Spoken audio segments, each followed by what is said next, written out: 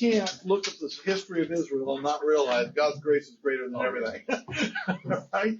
And don't think, not to pick on them, they're just being something called human.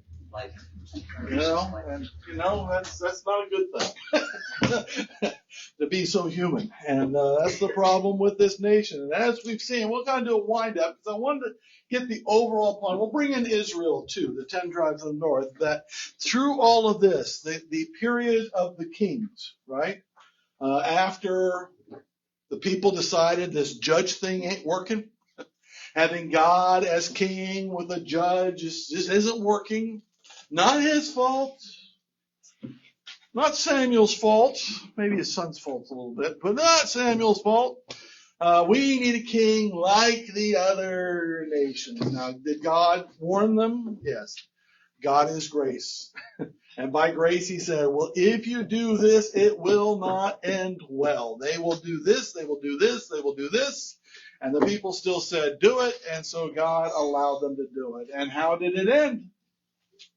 Not well, right?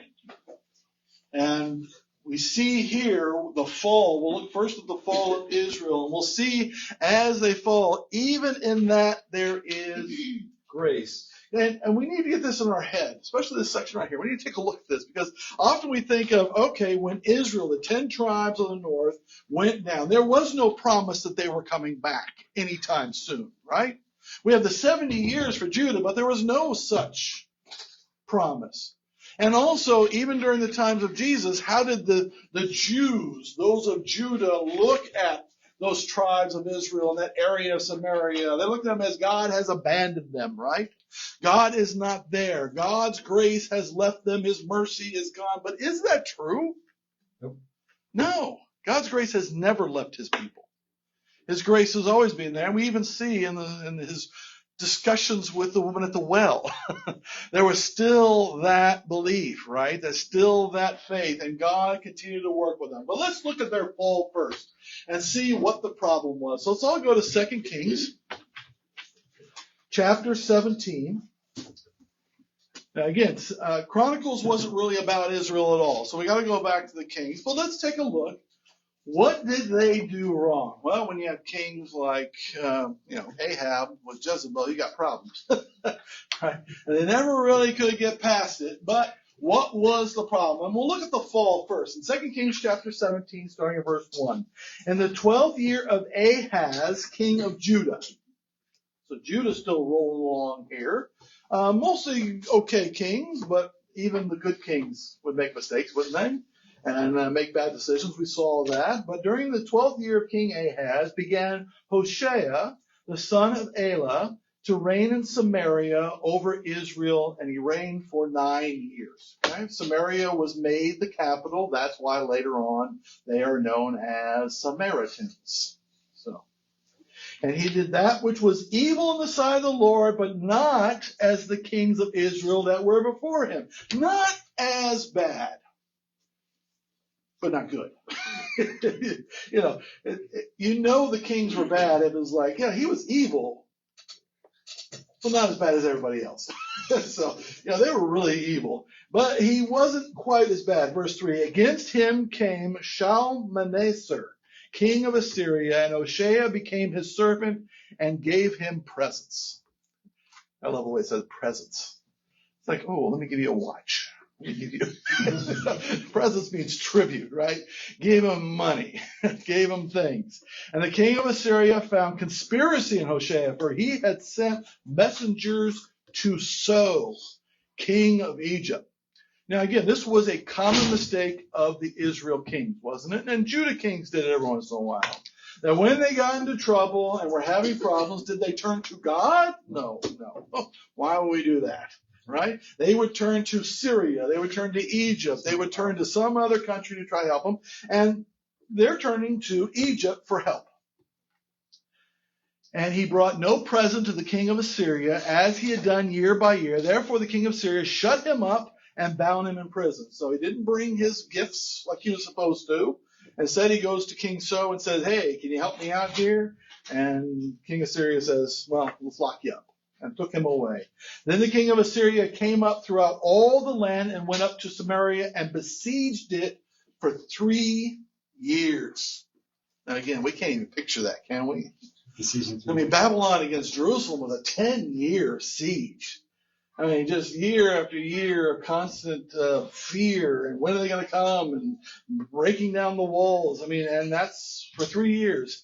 And in the 9th year of Hoshea, the king of Assyria took Samaria and carried Israel away into Assyria and placed them in Hala and in Habor by the river of Gozan and the cities of the Medes.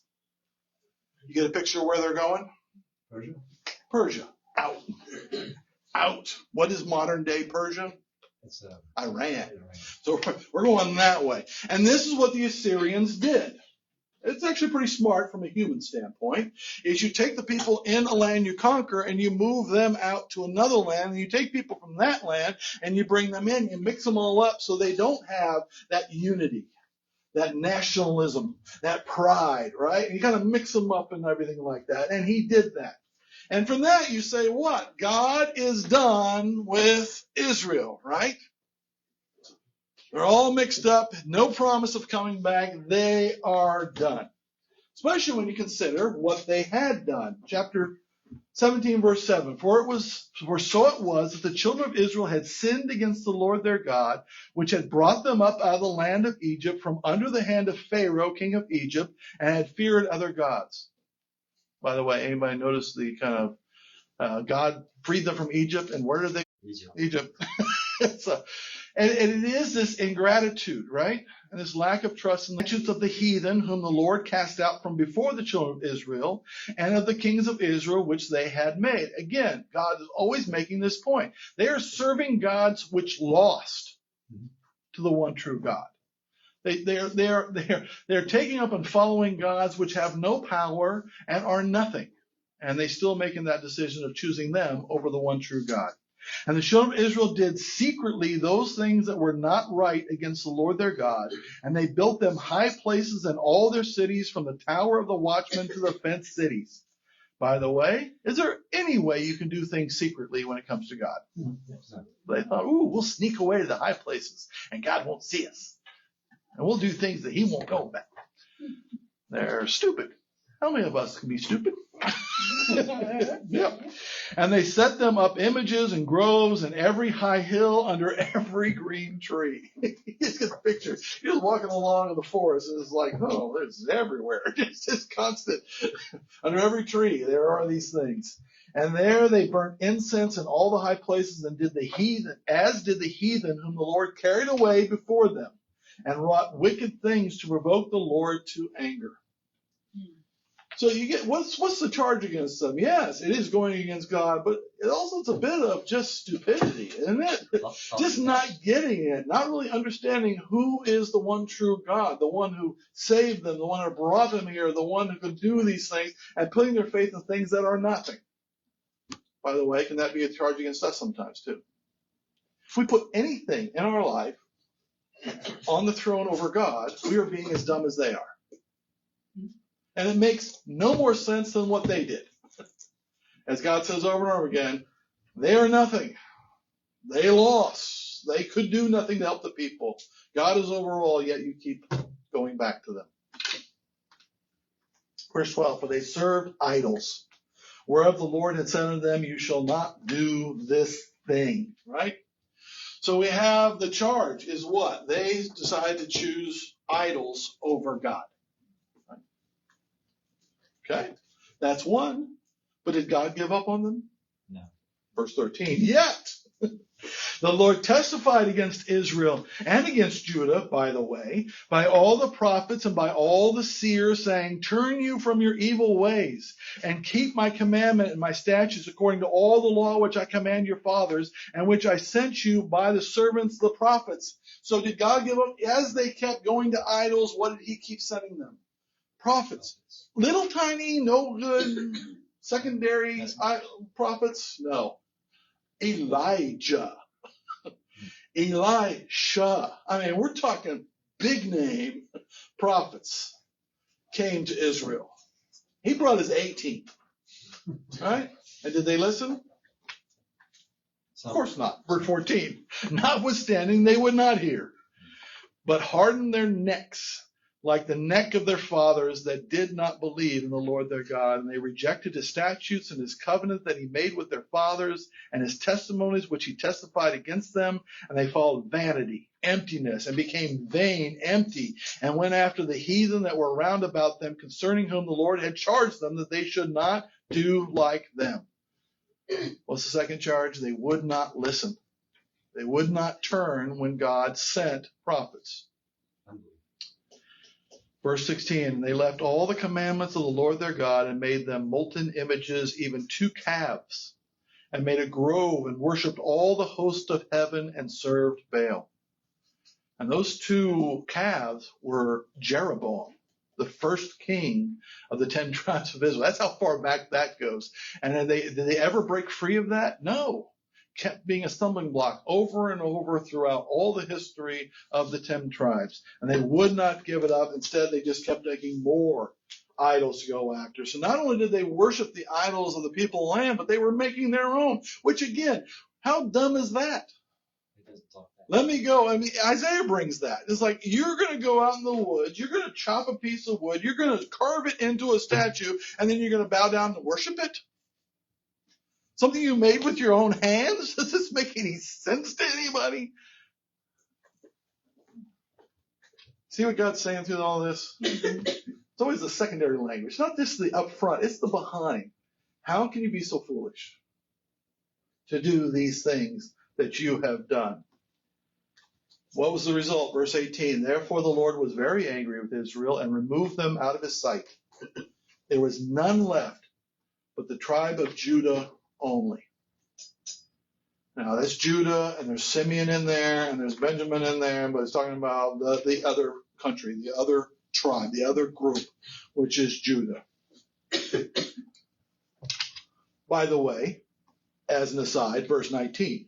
Also Judah kept not the commandments of the Lord their God, but walked in the statutes of Israel, which they made. So is Judah clean here? No. They're doing it too, but does that excuse Israel? Don't you love it when people say, well, you can't be mad at me because they did it too? It's like, well, you can't throw me in jail for breaking the law. They're breaking the law too. What? That make any sense to anybody? Yes, Judah's doing it too, but still, is Israel going to have to pay for its sins? Always. Yep. Verse 20, the Lord rejected all the seed of Israel and afflicted them and delivered them into the hand of spoilers until he had cast them out of his sight. For he rent Israel from the house of David, and they made Jeroboam the son of Nebat king, and Jeroboam drave Israel from following the Lord and made them sin a great sin. For the children of Israel walked in all the sins of Jeroboam, which he did. They departed not from them. That's just amazing, from the very first king until this very last king. And again, not just one family. Jeroboam did bad, so God cut him off, brought in Baasha. Baasha, his family did terrible, so cut him off, brought in another one. He kept bringing different people in, and each time saying, you got to do what's right, or I will punish you and I will cut you off. And when did they listen? When did they learn? No. After a season. Until the Lord removed Israel out of his sight, as he said, by all his servants the prophets. So was Israel carried away out of their own land to Assyria unto this day that this is writing. And it continued, right?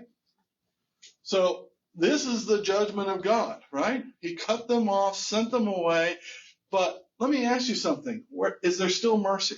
Yes. There was mercy all along in bringing people like Elisha and Elijah and prophets, even bringing his judgments on them like no rain during Ahab. All of those were meant to what?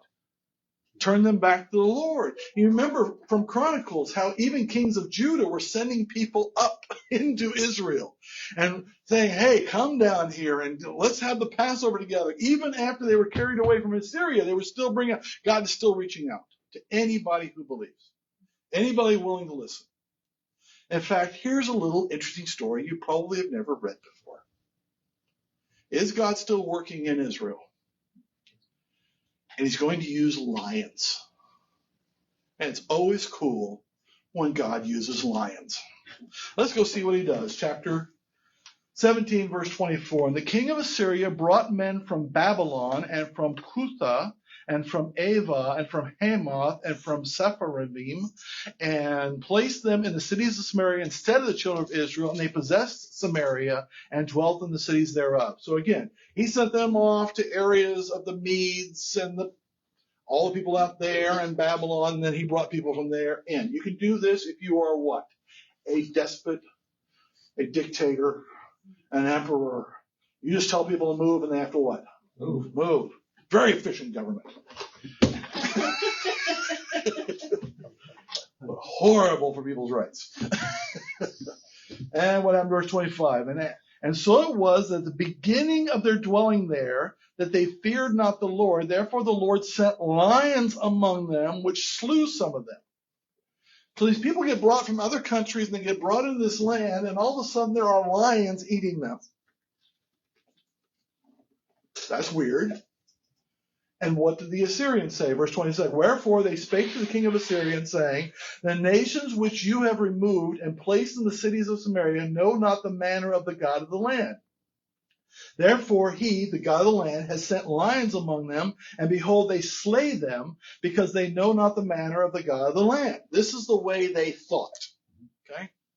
Each land had their own God, and if you did something in that land, then that God would protect their land. People still think this way. And that's the way they thought. So what did the king of Assyria do? Verse 27, then the king of Assyria commanded, saying, carry thither one of the priests whom you brought from there, and let them go and dwell there, and let him teach them the manner of the God of the land. See what God did? You want to carry my people away so we forget our ways, and we forget the ways of the Lord, and we forget his prophecies, and we forget all those things. I'm going to make it so that you want to bring some of them back. You want to bring priests and people who know the word of God back to teach the people. Which people? All the people. All the Samaritans. Those who were brought from Babylon and other areas, but also his own people, right? And so is God's grace still working here? Is he still making sure? So we understand now when the woman at the well said what? We have been taught that there is a Messiah who will be coming, who will teach us all things. Where did he get that? Well, it all started here. Because if all the priests and everybody were cast out of the land, then who would be there to teach them? So God said what? I will send some lions, and that will lead to them bringing some priests back into the land. How do you find this cool? I found this cool. That's awesome. How great is God? He's awesome. Verse 28, then one of the priests whom they had carried away from Samaria came and dwelt in Bethel and taught them how they should fear the Lord. Howbeit every nation made gods of their own and put them in the house of the high places which the Samaritans had made, every nation in their cities wherein they dwelt. And the men of Babylon made Succoth-Benoth, and the men of Cuth made Nergal, and the men of Hamath made Ash. So did they listen? No, they still did their own gods, but what are they also hearing? They're also hearing about the one true Lord, right? Of the land of Israel.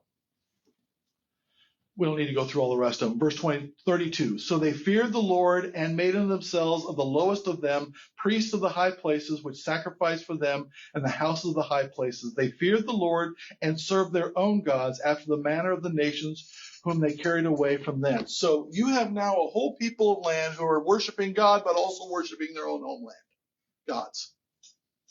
Well, what does that allow happen in the land? Knowledge of who? Knowledge of the one true God. Is God still working? Kind of makes you understand a little more about the Samaritans, right? So they were there, and the word of God continued to go out, and God kept teaching the people about the Lord. Even the new people coming in, everybody kept hearing about the Lord. Is God merciful? Oh, yeah. And full of grace? Is his desire that people come to him? Yes. That's the ultimate thing, isn't it? And serve him. Let's go to Judah. What about them? Let's go to 2 Chronicles now. You may want to keep something in 2 Kings. We got a little story back there to look at too. But 2 Chronicles chapter 34. And we've seen this a couple of times already. We saw when the pronouncement was made. And again, this is an interesting time for the country of Judah because they had just found the law. And you have a king who is good. It's the only king that it says in the Chronicles was good his entire time. Right? You have a great king doing the right things, finds the law, has a heart for God, but this pronouncement comes, doesn't it? Chapter 34, starting in verse 22. And Hilkiah and they that the king had appointed went to Huldah the prophetess, the wife of Shallum the son of Tivath, and son of Hashra, keeper of the wardrobe. Now she dwelt in Jerusalem in the college, and they spake to her to the effect that we found this, what shall we do?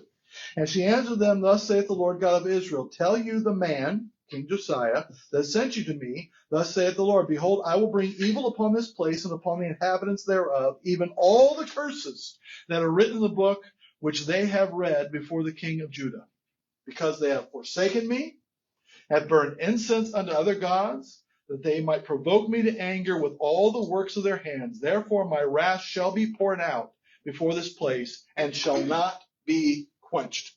And is that what happened? Yeah. Even though, I love Josiah, because even after hearing that, what was Josiah's response? Let's do the Passover.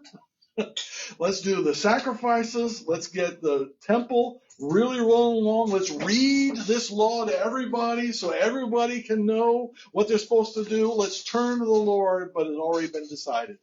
They're going down. And did they go down? Not in Josiah's time. That was the promise.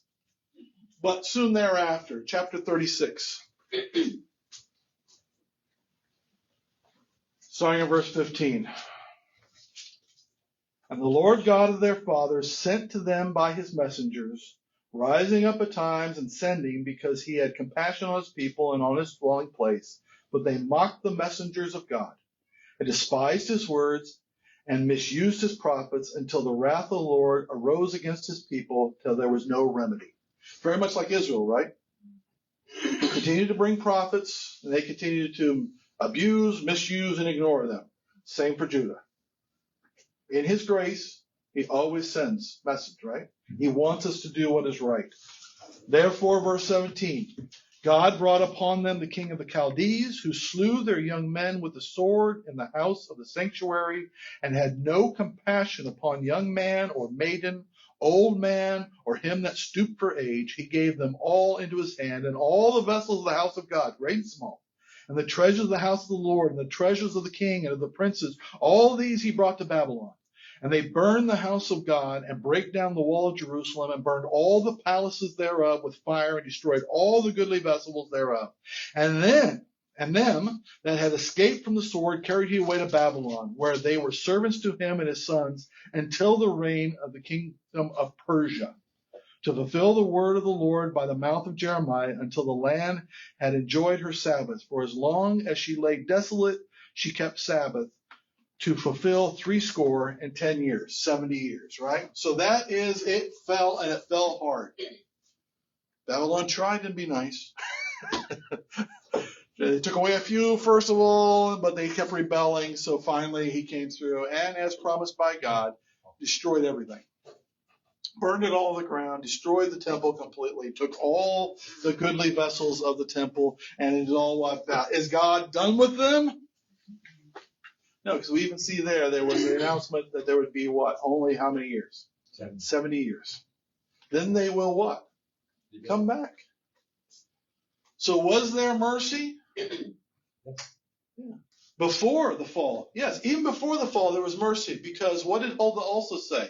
The one who sent you to me, King Josiah, because his heart was tender, I'm not going to destroy it during his lifetime.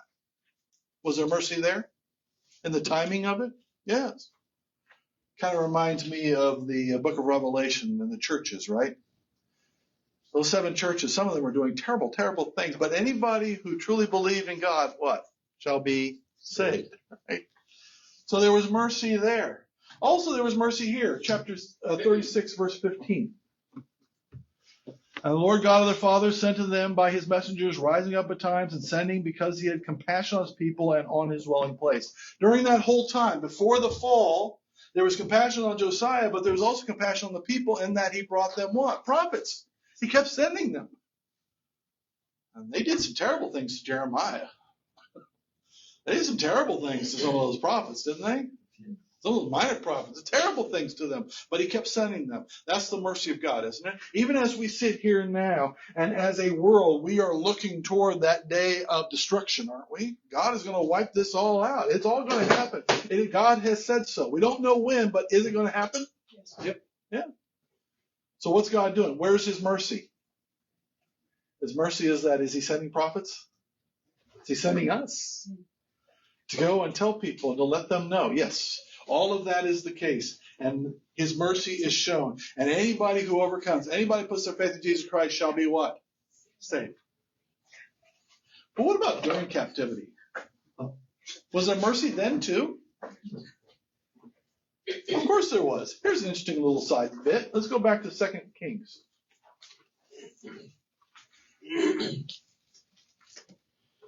How many remember Jehoiakim? Everybody raise their hand. For those at home, everybody raise their hand. 2 Kings 25, starting in verse 27.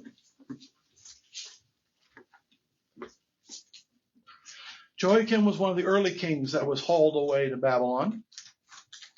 His brother was then put into place, and all of that was going on. But even in captivity was there grace. Look at this. Verse 27 of 2 Kings 25.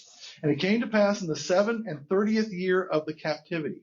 We're a long ways. The 37 years in, right? A little over half of captivity of Jehoiakim, king of Judah, in the 12th month, on the 7th and 12th day of the month, that evil Merodach, that is such a great name for a king of Babylon. Evil Merodach, king of Babylon, the year that he began to reign, did lift up the head of Jehoiakim, king of Judah, out of prison. And he spake kindly to him, and set his throne above the throne of the kings that were with him in Babylon. Gave him a place over all the other kings. And changed his prison garments, and he did eat bread continually before him all the days of his life. And his allowance was a continual allowance given him of the king, a daily rate for every day, all the days of his life. He even gave him money to live, and gave him food from his table, and was kind to him. That's grace, isn't it? Even in captivity, God was taking care of him. And we think about it, we're not even talking about the big grace of people like Daniel. That was during captivity, right? God put them there. God put them in those places. Daniel was second in command under Nebuchadnezzar. Shadrach, Meshach, and Abednego. Talk about grace, getting through the fire, but also the position that they had. The people of God, even in captivity, the Babylonians found grace, right? And gave them grace, and gave them positions, and gave them honor and respect. Would they have expected that? But God was full of grace, even in the punishment. How about us? Can we remember that? When God punishes us, is God still with us in that punishment? Yes. Yes, he is. And then, of course, we know from Jeremiah 25, 11, and 12 that, hey, it's only going to be 70 years, right? But here's a more important one. Jeremiah 29. By the grace of God, Jeremiah continued to prophesy. Not just before they went into captivity, but Jeremiah saw the fall of Jerusalem. And then God used him to continually send messages to the people in captivity. How great is God? Messages of what? You shouldn't have done it. You got what you deserved. You big losers. No. They were messages of hope, messages of God's grace, messages of love from the God that they had turned their back on. But still God loved them. In fact, look at chapter 29 of Jeremiah, starting in verse 4. Thus saith the Lord of hosts, the God of Israel, unto all that are carried away captives, whom I have caused to be carried away from Jerusalem into Babylon. Yeah, I put you here. But this is my message to you. Build you houses and dwell in them. And plant gardens and eat the fruit of them. Take ye wives and beget sons and daughters. Take wives with your sons and give your daughters to husbands, that they may bear sons and daughters, that you may be increased there and not diminished. I'm still going to bless you. I'm going to bless you with homes, jobs, children, grandchildren. Go, yes. You're not where you want to be. You're not in the promised land. You're not in Jerusalem, but I put you here, but I will still bless you here. Verse 7. And seek the peace of the city, whether you have caused you to be carried away captives, and pray on the Lord for it. For in the peace thereof shall you have peace. Pray for the peace of Babylon. Because if Babylon's at peace, so is... And by the way, the entire time Israel was there peace in Babylon? Yes, there was. Until God said what? I need somebody else to let my people go. And his name is Cyrus. And he ain't Babylonian. So, gotta take care of that. Verse 8. For thus saith the Lord of hosts, the God of Israel, let not your prophets and your diviners that be in the midst of you deceive you, neither hearken to your dreams which you cause to be dreamed, for they prophesy falsely unto you in my name. I have not sent them, saith the Lord. There were people there who were saying, no, we need to rise up. We need to fight against the Babylonians. We need to take them down. We need to go home. God has said we need to go to the promised land. God says we need to go back and rebuild. God says we need to. He said, oh, you're here for 70 years.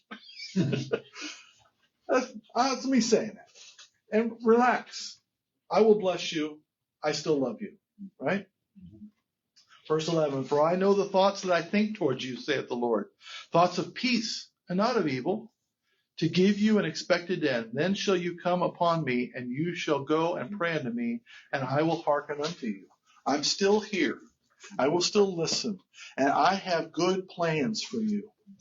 Even in judgment? Yes. Verse 13, you shall seek me and find me. And when you search for me with all your heart, and I will be found of you, saith the Lord, and I will turn away your captivity, and I will gather you from all the nations and from all the places whither I have driven you, saith the Lord, and I will bring you again into the place whence I caused you to be carried away captive. I will do my job, you do yours, right? And live in my peace. How great is God's mercy? Before the fall, his mercy still existed, didn't it? After the fall, in captivity, does mercy still exist? And by the way, did God do it? Yeah, we'll look at that next week. You guys wanted to keep going? We'll look at Ezra next week. And yes, did it come about that God used a guy by the name of Cyrus, as prophesied, to get the people to go? And did they come out not only with their persons, but also with great wealth? Yes. And all those people that built houses and took jobs and had families and everything, and God blessed them there, those who couldn't go back, what did they do? They gave money to go back and do all these things. God provides. God is full of mercy, even when we are rotten. So what does that mean for us? Let's all go one place more. Let's go to Hebrews chapter 12. A little reminder.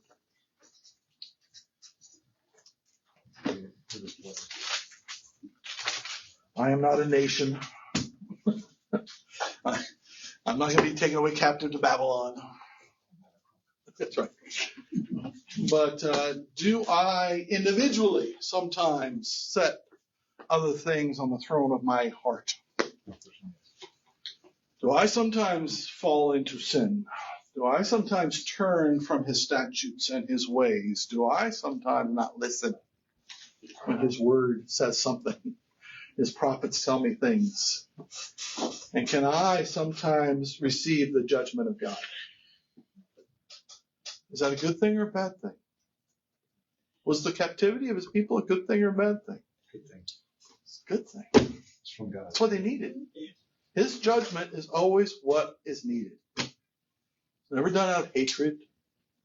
It's always done out of what? Love. And that's what we have to remember. And what Paul and the other writers of Hebrews, that's what they say here.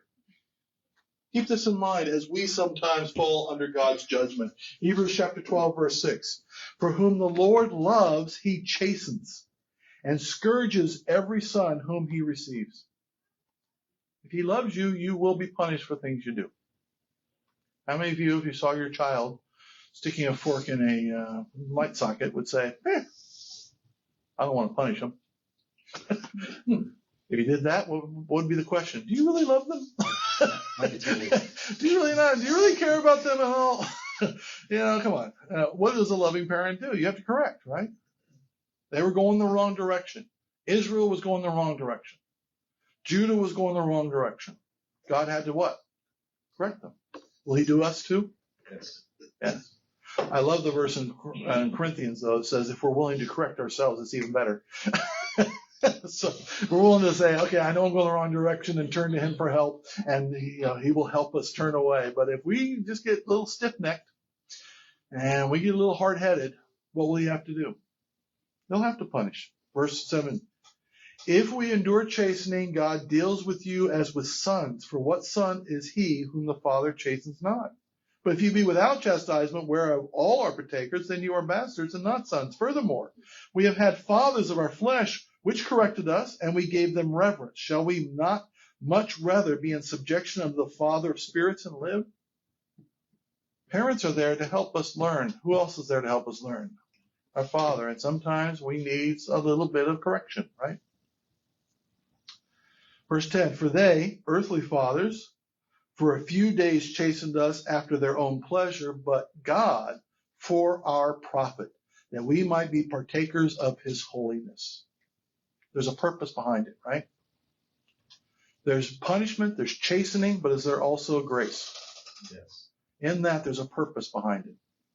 And that is to have something good. In fact, look what he says next, verse 11. Now, no chastening for the present seems to be joyous. Everybody agree with that one? Don't believe them when they say this hurts me more than it hurts you. Don't believe them and say, No. But it is grievous. Was it hard on these people to be taken out of their countries and see their brothers and sisters killed in the streets and have their temple burned down, their city destroyed? Yes.